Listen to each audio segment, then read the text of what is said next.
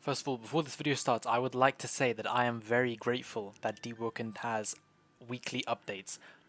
I don't know of any other Roblox games that have weekly updates up to this quality, and I know that the devs spend a lot of time to please everyone each week, so I'm just gonna say that before I complain about the recent weekly updates. Okay, the first thing that I want to talk about is ping compensation, and I have a few reasons why this makes no fucking sense. There is no reason why they need to add ping compensation. I'm so sorry, Lulux and all the other Brazilians, but this is the best way that I can put it. Okay, so you have games with high system requirements. I'm just gonna use let's say Cyberpunk for example. When these games drop that need high requirement PCs, the developers don't dumb down the look and the graphics and the quality of the game down to PS2 level so that more people can play it. To play the game, there are system requirements. You need a good PC to play this game.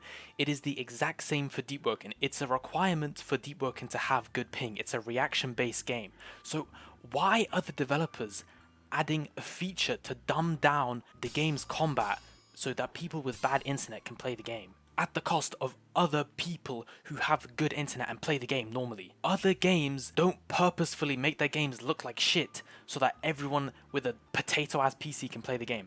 It makes no sense, and I know they've just removed it from Chime, but this shit made Chime unplayable for like 3 weeks, as if Chime wasn't already unfucking playable with all the fucking builds that there are. Rockstar is not gonna make the new GTA look like Harry Potter for the PS2 because some people don't have the requirements to play the game. It's a requirement for Deepwoken to have good ping. If you don't have good ping, play another game.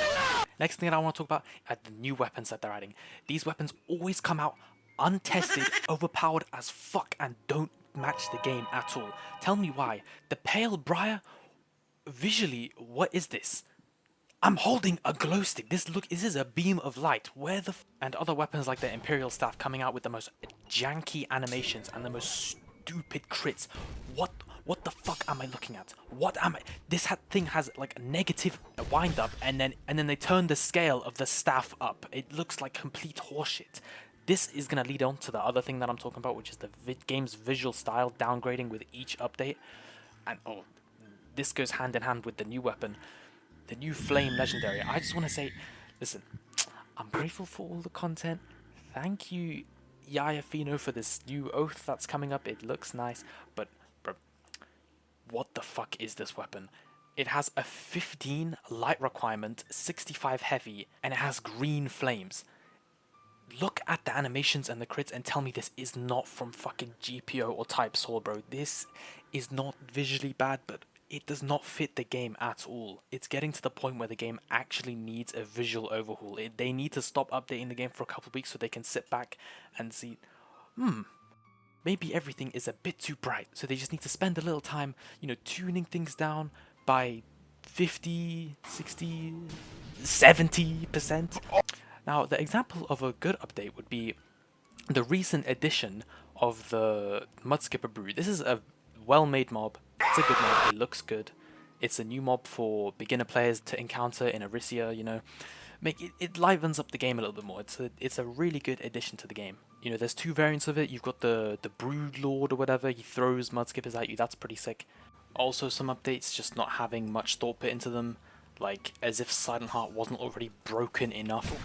What the fuck? If they made proficiency 7.5 scaling with pen added onto each point of proficiency. Who the fuck's idea was this? Another thing I want to bring up that people have been starting to talk about is the over addition of references from anime, mainly JJK.